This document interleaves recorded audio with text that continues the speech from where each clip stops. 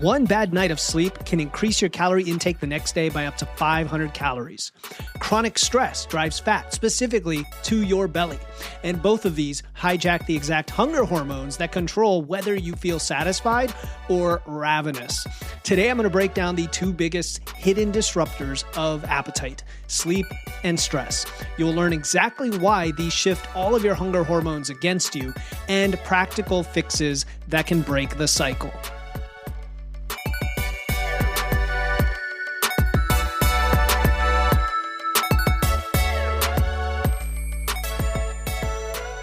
Welcome to Wits and Weights, the show that helps you build a strong, healthy physique using evidence, engineering, and efficiency. I'm your host, certified nutrition coach, Philip Pape, also the founder of the Fitness Lab app. And on the last episode, we covered the hunger hormones themselves: ghrelin, leptin, GLP-1, all those other supporting players that control whether you feel full, you feel satisfied, or you're still hangry. But here's what I didn't tell you: that you can understand these hormones perfectly, but still hold back or sabotage your fat loss if two specific lifestyle factors are working against you. And those, of course, are sleep and stress. And stick with me here. I know these aren't sexy, but I really want to dive in here and help you improve these because they are a big struggle for a lot of us. I'm not talking about them as vague wellness concepts. I mean the direct measurable disruptors of these hormones that we discussed that you can improve everything else. You can make hunger far less, which means fewer cravings, which means, less belly fat storage and overconsumption, all of this stuff.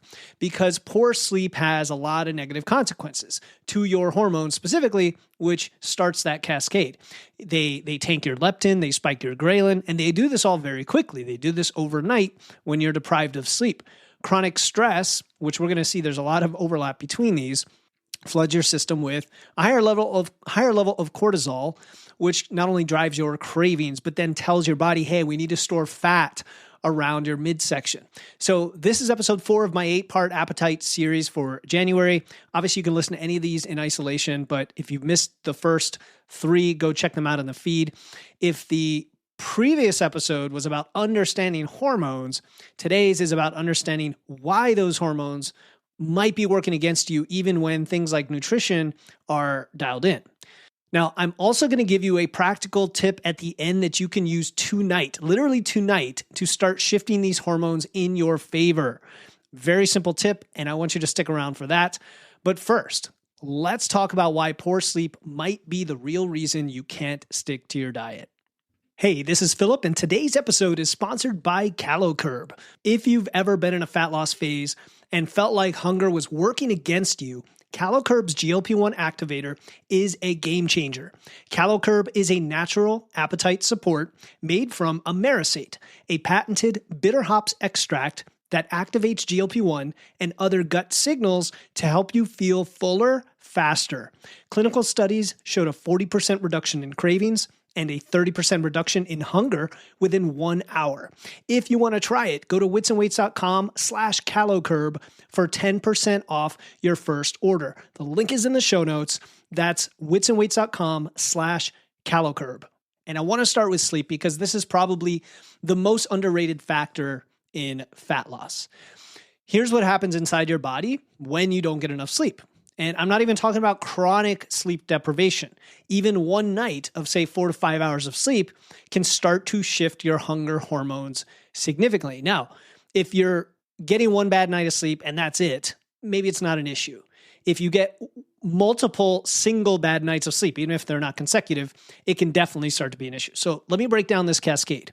First, we have leptin. Remember, leptin is your satiety hormone. It tells your brain you have enough energy stored, that you're feeling satisfied. When you're sleep deprived, your leptin levels decrease. So even if you're not on a diet, remember, a lot of these studies are on people who aren't even dieting, that they're actually eating in a surplus in some cases, not on purpose always.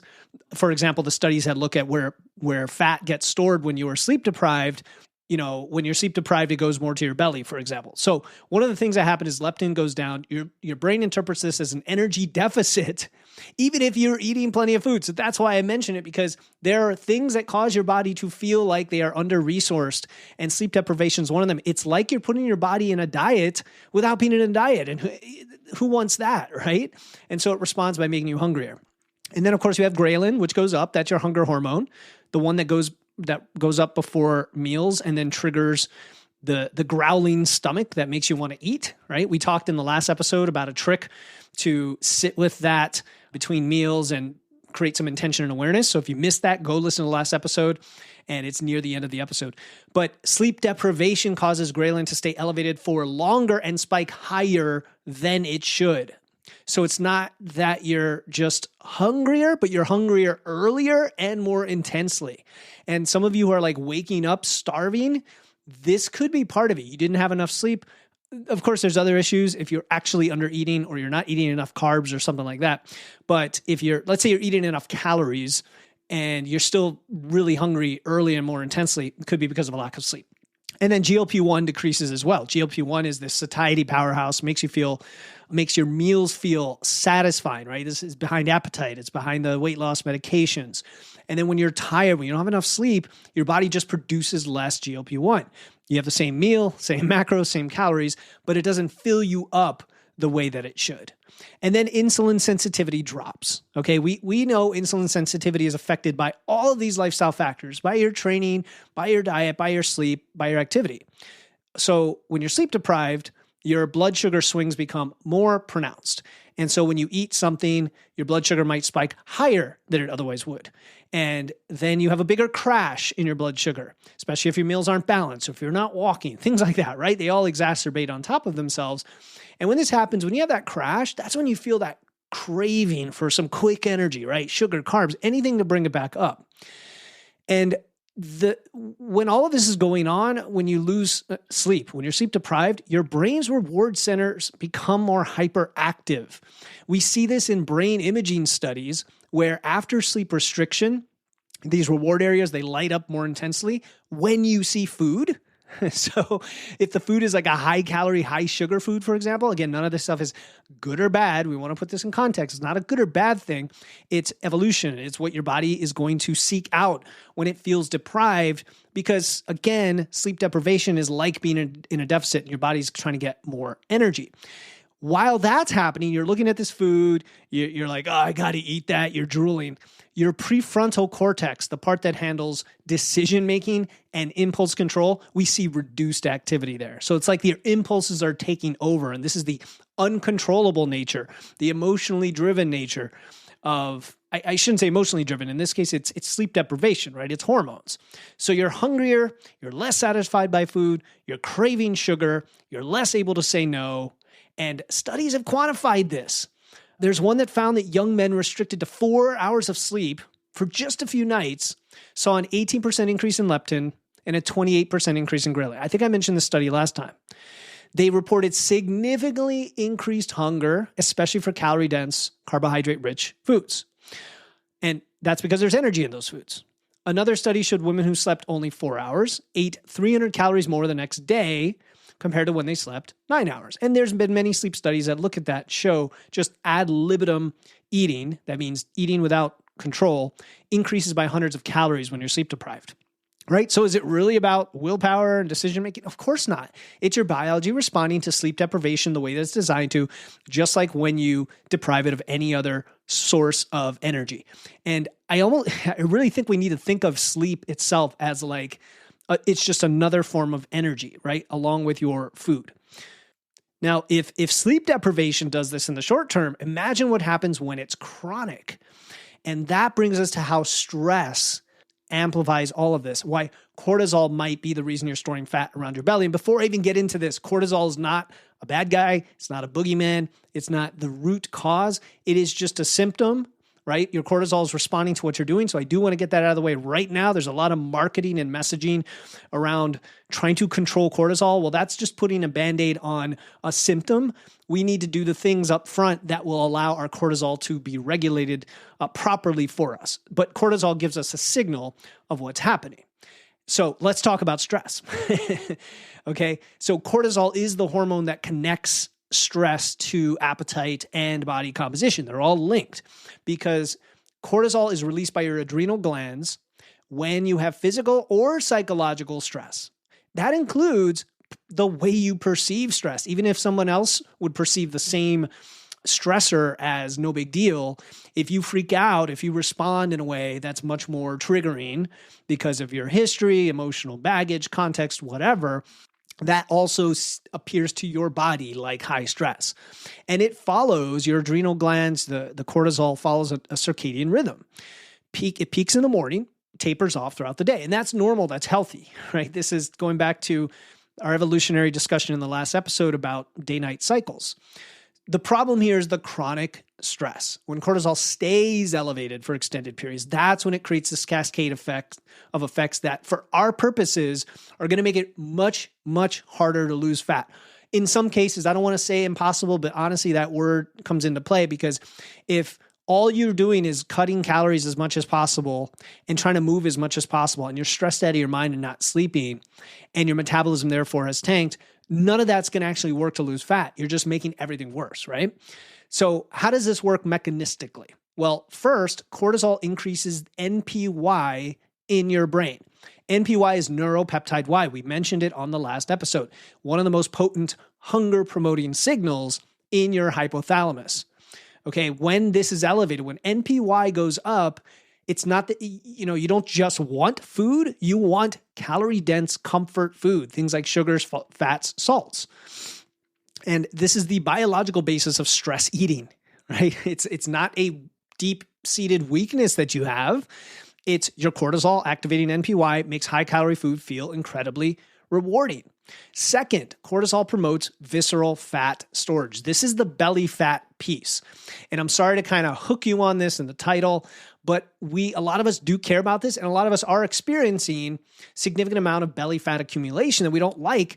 And for many of us, it's vanity, but there's actually a health reason for it, right? Cortisol tells your body how to distribute your fat. And so if you have excess fat to store, it's going to store it in the visceral fat around your organs. That's your midsection, your belly fat. This is the most metabolically dangerous type of fat, and one reason that chronic stress correlates so strongly with abdominal obesity. Third, cortisol increases insulin resistance. Okay, higher cortisol means your cells respond less effectively to insulin, and then you have higher circulating insulin in your bloodstream, and that promotes fat storage, makes it harder to access stored fat for energy, and it also contributes to the blood sugar swings that we talked about with poor sleep. And you can't always offset that just because you are lifting weights and you're walking, right? Moving around. Fourth, cortisol can cause some leptin resistance. People who have chronically elevated cortisol sometimes still have high leptin levels, which are supposed to tell you you're full, but then they still feel hungry. And it's just because your brain's less responsive to that signal. So even though your fat cells are saying, hey, we have enough energy, the message isn't getting through. Right? And here's the connection that ties all of this together. Chronic stress disrupts sleep, which then amplifies this hunger hormone cascade even more. And this is why I see so many clients or members in Physique University who they hit this wall with fat loss early. Maybe they come to us with having tried different diets or fat loss approaches, maybe working with coaches on doing all the things. And the macros look good, but let's say they're highly stressed at work. I mean, I definitely have a lot of clients who are just super busy, go-getter hustlers, entrepreneurs. They work in the news industry. You know how stressful that is today. Or they work in IT or, customer service or whatever. Maybe they're executives. And they're just not getting that much sleep. And of course, there's this messaging around, the most busy, productive, successful people, get by in 5 or 6 hours and then they're up and they're working. Guys, this is serious impact on our health, on our long-term health. And I need to take this message myself because I often get 6.5, 7 hours of sleep where I probably should be getting 8. But some of you are getting 6, 5,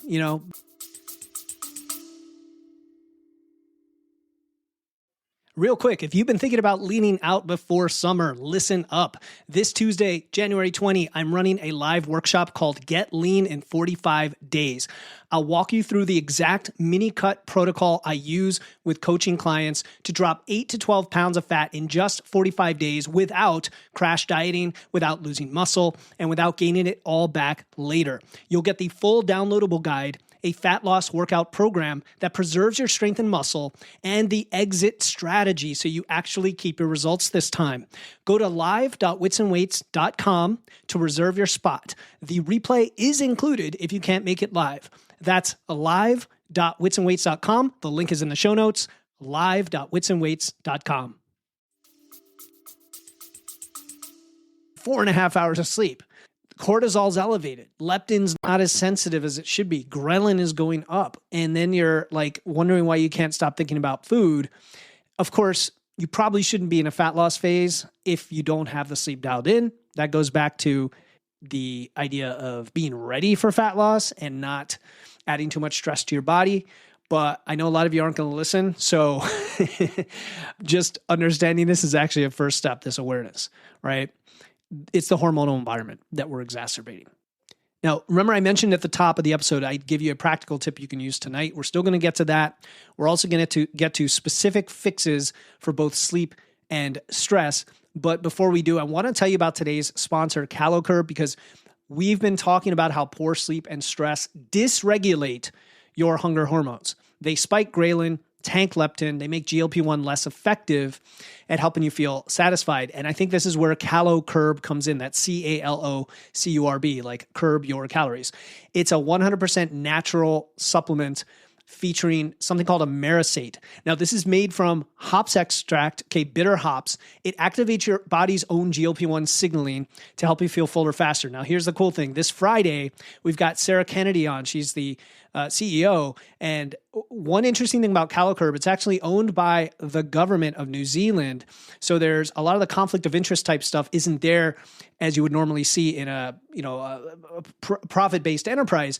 And we really nerded out in that episode. You're going to hear it next about how when you consume CaloCurb, it's got a time-release formula. It works its way into your lower part of your intestine.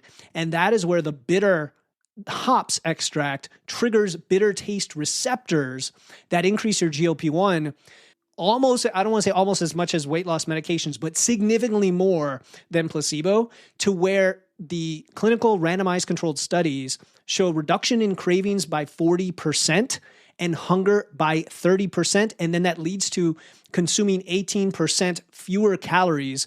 And that's within an hour of taking it. You have to wait about an hour so it gets through your system, but then you're good to go, and it lasts about 4 to 6 hours. There are no side effects, no stimulants. You don't need a prescription. What I love about CaloCurb is it works with your biology. It actually up-regulates your hormones. So it kind of offsets some of this stuff that's going on. Even if you do have a little bit of stress and poor sleep, even though I want you to work on those, but those are pushing your hunger hormones in the wrong direction. CaloCurb kind of pushes them back. In fact, some people take the GLP-1 meds at a lower dose along with CaloCurb or use it to get off of GLP-1s. So for those of you who are just trying to control your appetite a little more effectively, I think this is a great tool. I'm using it myself in an upcoming fat loss phase, recommending it to clients, and also going to be using it during rapid fat loss. So go to witsandweights.com/CaloCurb and use my code WitsandWeights for 10% off. It actually should automatically apply if you go to that link in the show notes, witsandweights.com/CaloCurb. Okay, let's get a bit deeper into what is happening when you experience intense cravings. We're going to talk about cravings, emotional eating, food noise. All right, these are the cravings that come out of nowhere. They smack you in the face, they smack you in the brain, in your stomach. They feel impossible to resist. And both sleep deprivation and chronic stress are potentially behind these without even having to go further. This is where I want you to do some self-diagnosis, because sleep deprivation, chronic stress amplify hedonic hunger. That is the drive to eat for pleasure and reward, not because you physically actually need energy. It's the feeling of wanting food desperately, even when you're not actually hungry, almost uncontrollably. Like, I'm just going to go, let my body take me, and I'm going to grab the ice cream or grab the chips or tortillas or whatever. So here's the mechanism of how that works. When you're tired or stressed, your brain's reward system becomes hypersensitive to food cues, right? If you see a commercial for pizza, and I always tell my daughters, like, look at how they market food on visual ads, right? Commercials and ads. The food's always in motion, right? The pizza is bubbling and melting over. The cookies have the gooey chocolate being broken apart. The burger, it's like the piece of the burger falling one at a time as they layer it up. And I'm sorry if you're listening to this and I'm triggering you right now, but I think it's a visceral way to think about how food is visceral. And even the memory of a food you enjoyed makes these signals, it triggers these signals. And then at the same time, the logical part of your brain, your prefrontal cortex, which normally helps you pause, take a breath, make rational decisions, it is now suppressed because of the sleep deprivation. This is your body saying, we're going to do everything we can to get you to eat. So you have this double problem. You have a higher reward drive and you have reduced self-control. And for some people, it's a lot worse than others. And for many of you, it's like almost programmed in from years and years of dieting. Hence why the GLP-1 meds have become so powerful for some people to reduce this. So this is why you can't stop at just one cookie, right? It's your brain literally operating in a state where high calorie food feels more rewarding and your ability to regulate intake is compromised. And so this creates a conditioned loop over time. Stress leads to eating. It provides temporary relief, right? It fills the void for you. The relief, then it reinforces the behavior because it's a reward. But then often comes the shame or the guilt. That creates more stress, which then drives more eating. And that is the cycle of emotional eating. And it's maintained by this hormonal environment that we've been discussing this whole time. Now, the term food noise, I think has become, I don't know if it was like one of the words of the year for 2025, but it's become really popular, especially with the rise of the GLP-1 meds. And it's a legitimate thing that refers to constant mental chatter about food. Thinking about what you're going to eat next, planning meals, fantasizing about certain foods. For people who are sleep deprived or chronically stressed or both, the food noise is amplified. Your brains are literally spending more mental bandwidth on food because the hormonal signals are telling them to prioritize eating, which is why, just as an aside, some people do need GLP-1 medications. Absolutely, because it's just so massive of a signal. No matter what they do, even if they try to sleep better and lift weights and everything, it's there and they need that. Then there's solutions in between like CaloCurb that I just talked about. I'm a huge fan of that tool, by the way. There's actually a new study, a blind controlled study that I can't share the results of that I spoke with Sarah about, where the results are actually surprisingly good in terms of weight loss and maintaining weight loss. So any tool you can use to reduce food noise that helps you get over that hump, I'm a fan of in the toolbox, okay?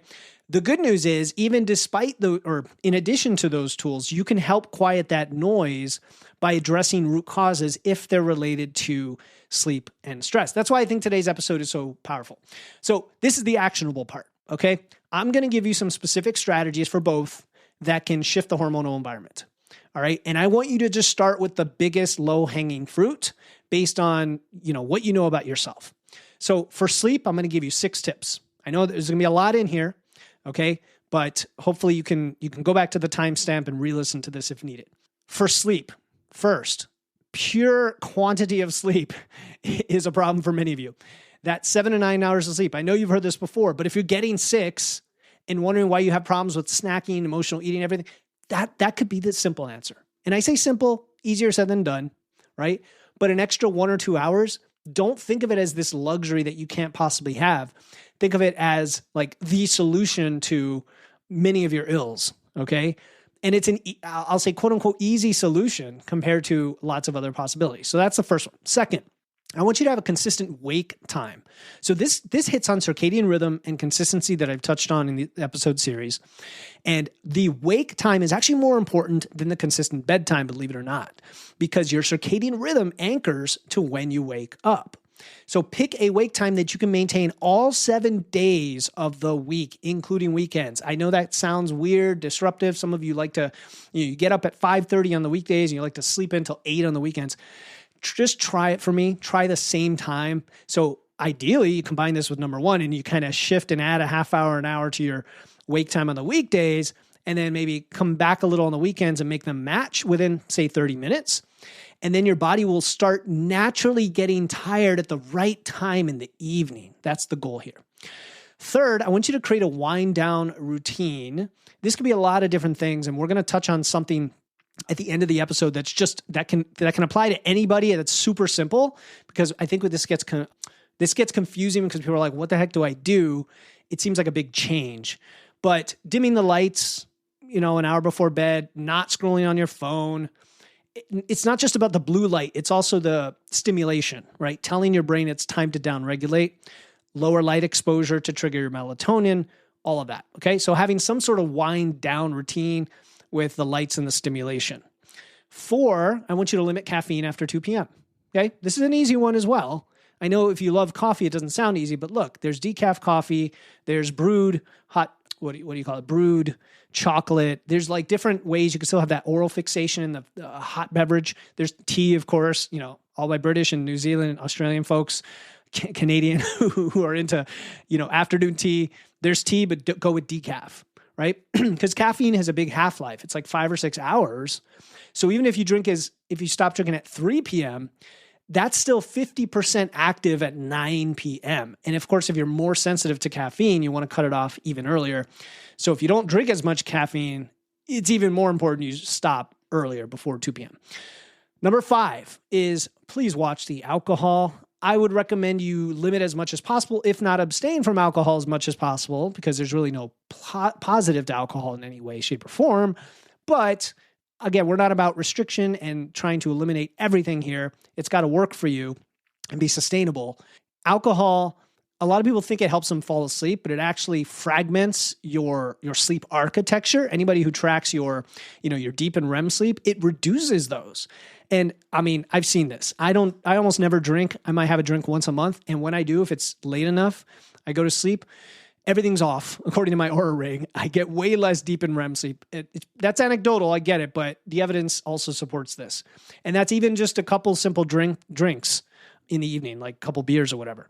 So watch the alcohol if you care about good sleep. And then number 6, if hunger is keeping you up, think about a pre-meal bed that has some protein, like Greek yogurt or like a casein protein shake, that will kind of even out the ghrelin spikes and then not disrupt your sleep due to hunger. Okay. I would say that's a little more of a hack because it could suggest other problems throughout the day. And of course, if you're in a calorie deficit, that could be part of it, but this could be helpful. So those are my 6 tips for sleep. Now for stress, I have 5 tips. I know it's a lot. I hope this is not too much, but maybe you can grab one of these and run with it. For stress, first, I want you to incorporate daily low intensity activity. Just walking is a game changer, especially outside in natural light with vitamin D. This will modulate your cortisol. And we're only talking 10, 15, 20 minutes, one time at least. Now, I obviously encourage lots of walking and walking after meals and getting certain step counts, but this is really just about stress management. Sunlight exposure in the morning also helps regulate your circadian rhythm. In fact, I love training in the morning and I love sunlight exposure in the morning. And a lot of those help with your sleep later on and your stress, of course.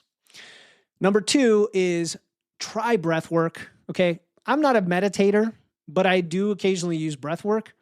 And now we have apps that can help you out with it, even just for 5 minutes, for 2 minutes, right? Of deep breathing, a simple box breathing practice.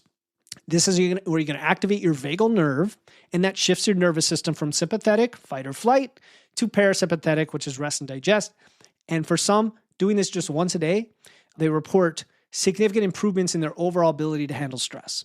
Number 3, I want you to watch your training volume, okay? A lot of you love to train. I know, I do too. But evaluate your volume, okay? Overtraining could be amplifying your cortisol. Like if you're pushing really hard in the gym, but then you're dealing with high stress in life and poor sleep, and now you're aggressively dieting as well.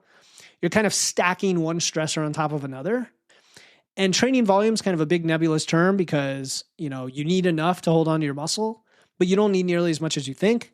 And especially if you're doing this higher rep endurance style training, for sure, scaling that back while addressing sleep and stress can accelerate the whole thing that you're trying to do here in a good way, right? So look at volume.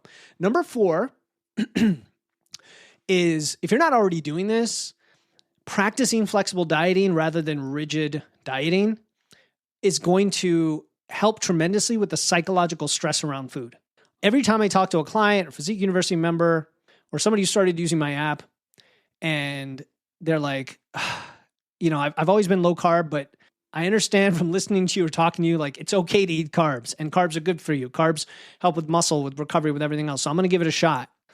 And they start to change that mindset and they realize that their calories can be flexible. It doesn't have to be nail on exactly this many calories or this much protein. It helps with cortisol and reducing those negative associations with eating. Because now you're like, okay, I really can eat anything I want. It's more of having structure and having ranges and allowing for variability, including foods I enjoy. Then I don't have all that stress and decision-making fatigue, right? So don't discount the power of that flexibility. If you're listening and that's the thing for you, that you're still stuck in the carbs are bad or this is bad, that can be a big lever for you that really doesn't take, if anything, it's a fun thing to start incorporating more foods, in my opinion. And then number 5 for stress is to address the source of the stress, okay? Again, some of you are going to be able to do this, some not. It depends on your situation. But if there's a life stressor that you can actually change or mitigate, a situation at work or, a relationship issue where you have to have a conversation with your spouse or loved one or friend, a financial concern in your life where it's time to sit down and figure out what to do about that or get an advisor or whatever, consider whether working on that is the biggest choice for your fitness right now. Isn't that interesting, right? Because it's all connected. If trying to get a different job or a different role at work or out of like an oppressive manager or whatever is the thing that's going to have benefits for your sleep and stress and appetite and therefore your body composition and therefore how you feel and your confidence and your physical appearance and all that, sometimes the best diet intervention is actually reducing your stress or eliminating a source of stress in your life. So we talked about a lot today. I want to tie this all together with the bigger picture. If you've been struggling with constant hunger, stubborn belly fat, sugar cravings, and you're doing the other things right, I do want you to look at sleep and stress. They are not just minor factors. I would put them at the top for many of you. At the top, even above strength training, believe it or not. They are primary regulators of the hormones that control your appetite, right? So they affect your psychology and also physiology when it comes to fat loss. But it's more than about fat loss. I know we connect this to fat loss, but it's really everything. It's your health. It's how you feel. It's the upward spiraling that you get once you start to fix these where the other things get easier. That's where the hormones are tied in. And it's not that your hormones, like you need to get hormone labs and fix your hormones and get hormone therapy. Maybe you do, but that's beside the point. It's the hormones are symptoms telling you what's going on. The good news is fixing these, for lots of you listening, is often the low-hanging fruit, right? Many people I work with hit breakthroughs, and it has nothing to do with macros or cardio or training. It's they got 1 more hour of sleep every night, or they started box breathing. Seriously, okay? Your body responds to signals that you have some significant control over. I want you to remember that. Think like the Stoic philosophers of ancient times, right? The Marcus Aurelius and Epictetus who, ask the question, not what can't I control, but what can I change? Okay, what can you do based on what we talked about today so you can quiet those cravings and that food noise and make some progress. The encouraging thing is that they happen fast.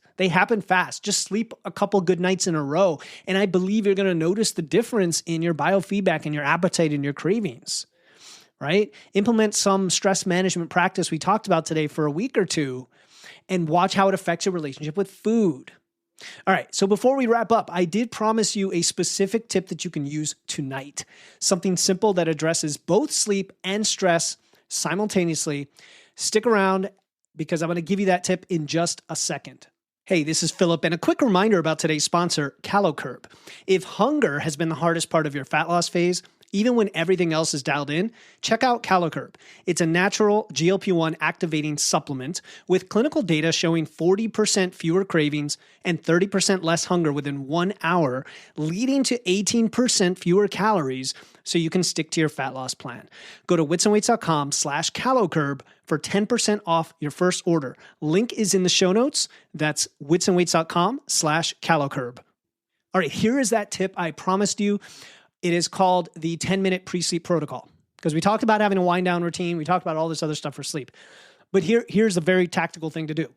10 minutes before you want to be in bed, that's it. 10 minutes, do this. Turn off all screens, dim the lights in your room as much as possible, sit or lie down somewhere comfortable, and that could be right in your bed, and do 4 rounds of box breathing. Box breathing, simple. You breathe in for 4 seconds, you hold for 4, you breathe out for 4 seconds, and you hold for 4. That's it. 4 in, hold for 4, out for 4, hold for 4. Then do 4 rounds. This is going to take 3 minutes. Then just sit or lie there quietly for the rest of the time. You could do some light stretching if you want, but for many of you, just sit there and lie down. You're in the dim lights, which trigger your melatonin. They are preparing your body. The box breathing activates your parasympathetic nervous system. That very acutely in the moment lowers your cortisol.